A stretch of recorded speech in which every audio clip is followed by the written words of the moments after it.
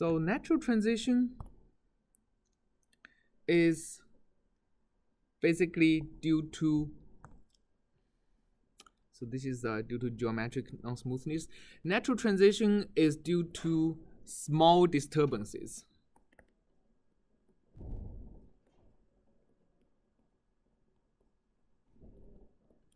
By small disturbance, I don't mean disturbance that are like 1% of the free stream. That's considered large disturbances. By small disturbances, I mean things that can be as small, amplitude can be as small as a millionth of the free stream velocity.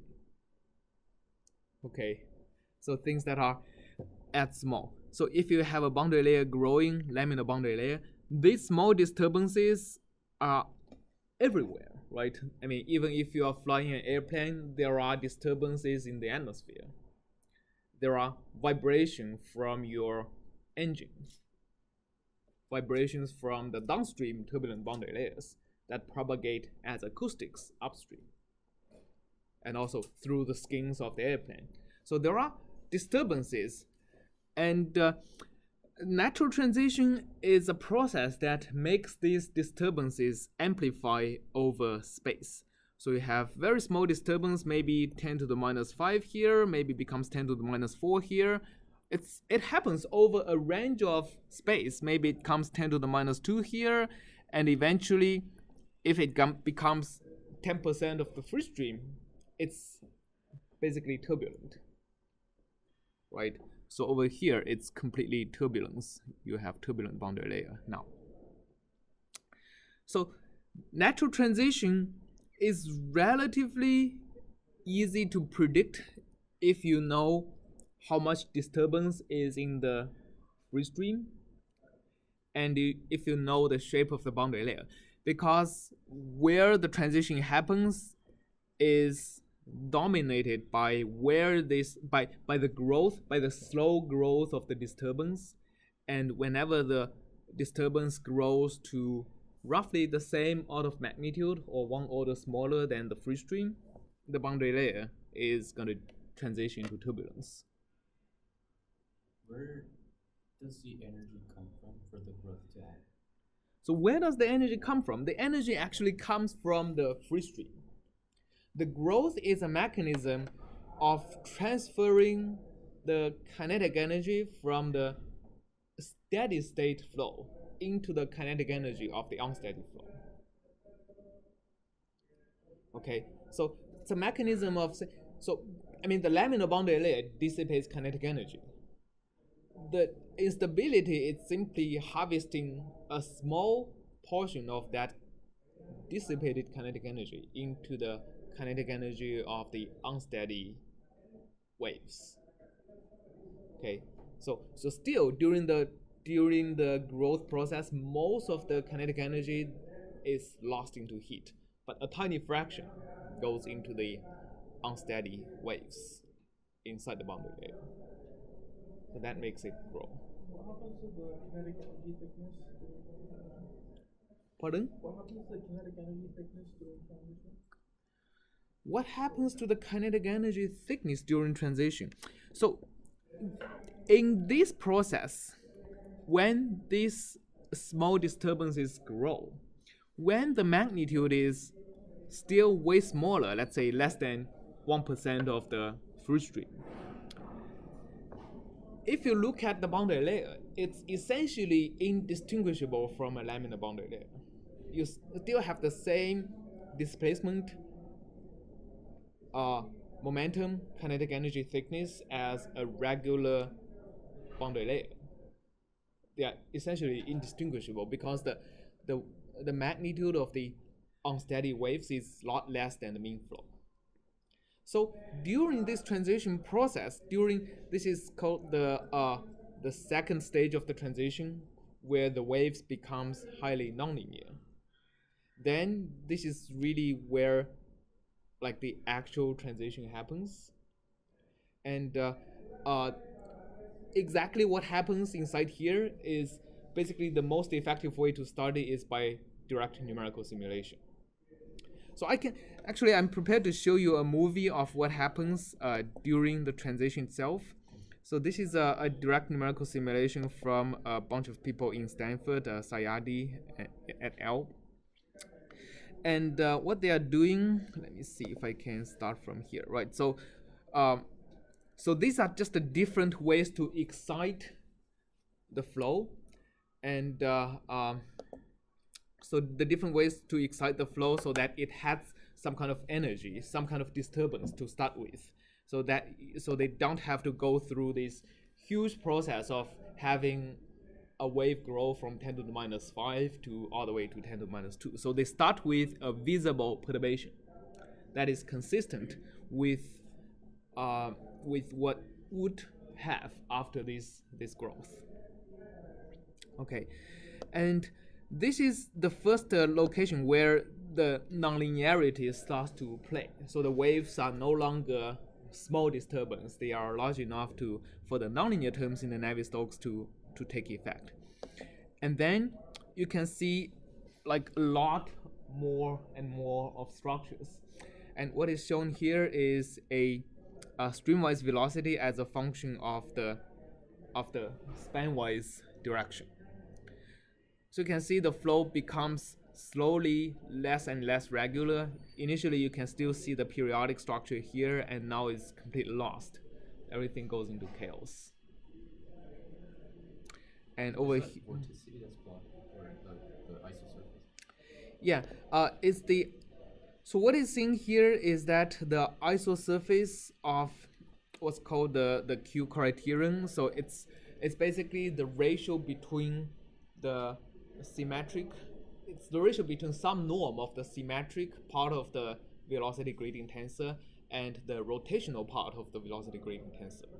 So what is shown is that the isosurface, where inside it there is a lot more rotation than strain, and outside it there are more strain than rotation, and the ratio is fixed at a certain number for inside and outside the isosurface. The color is the streamwise velocity. So red is high velocity, blue is lower velocity. Okay, and this is the skin friction coefficient. It decreases first in the laminar region, and this is what happens during the transition, and it overshoots this is the correlation of turbulent boundary layers, and it overshoots a little bit and gets back here. All right, so this is I think it just keeps going.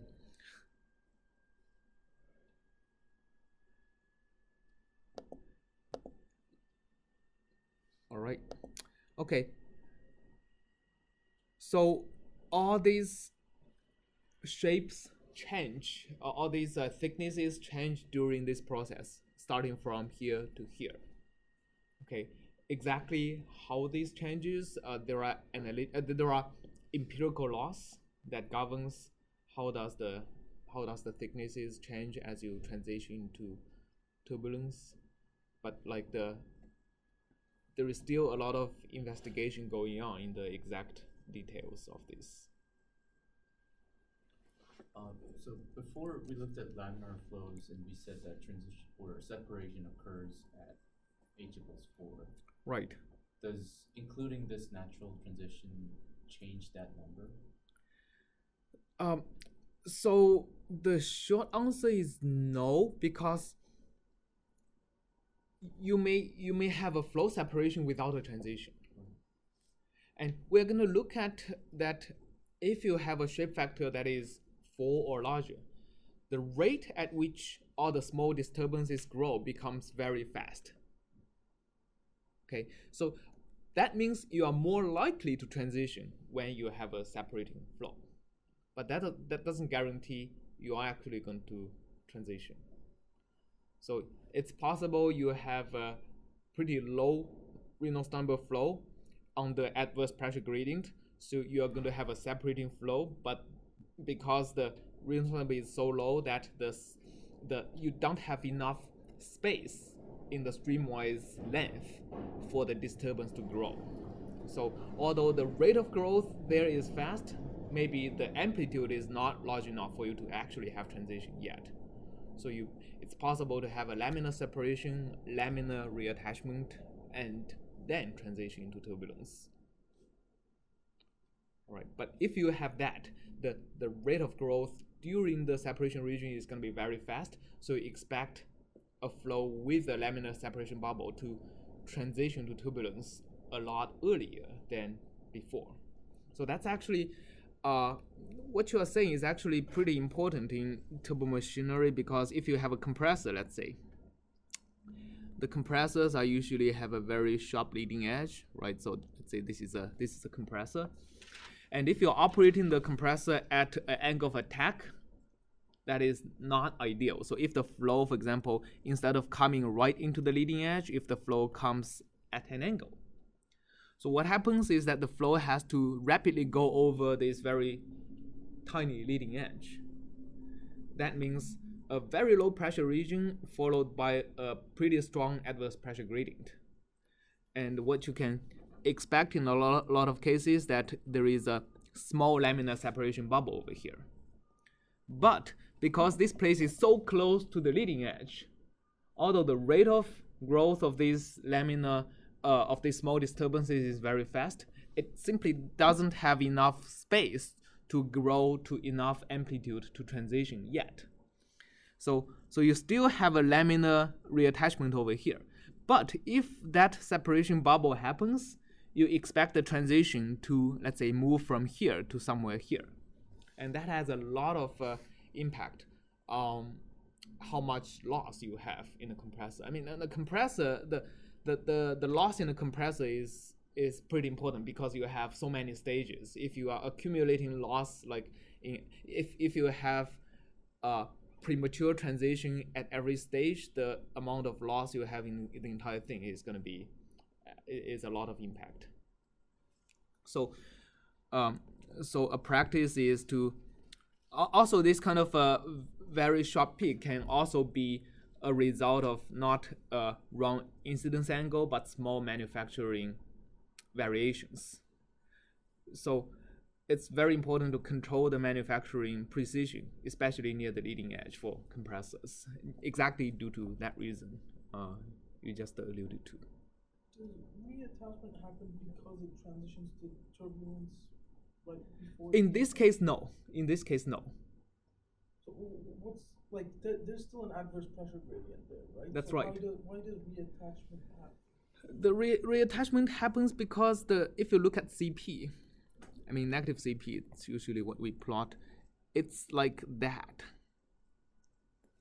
So there is a strong adverse pressure gradient here, but immediately afterwards, the adverse pressure gradient is no longer that severe. So that's what makes the flow reattach. So if you keep having this strong adverse pressure gradient, of course, you're going to have massive separation. Right.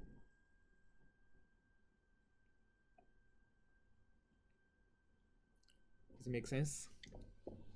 Okay, so the natural transition is caused by the growth of very small disturbances.